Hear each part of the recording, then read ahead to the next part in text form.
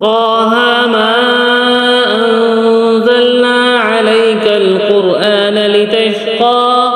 إلا تذكرة لمن يخشى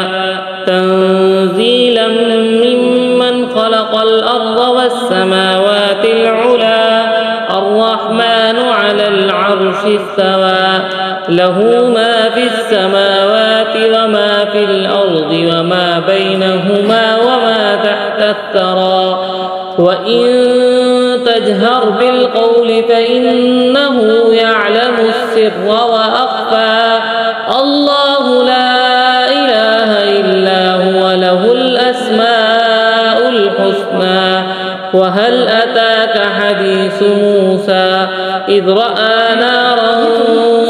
فقال لأهلهم كثوا إني آنست نارا لعلي آتيكم منها بخبر أو أجد على النار هدى فلما أتاها نودي يا موسى إني أنا ربك فاخلع نعليك إنك بالوادي المقدس طوى وأنا اخترتك فاستمع لما يوحى إنني أنا الله لا إله إلا أنا فاعبدني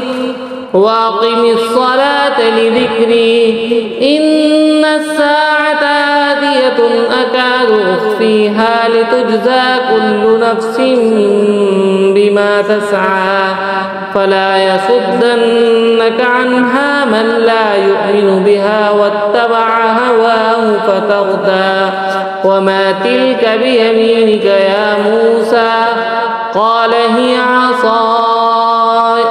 أتوكأ عليها وأهش بها على غنمي ولي فيها مآرب أخرى قال ألقها يا موسى فألقاها فإذا هي حية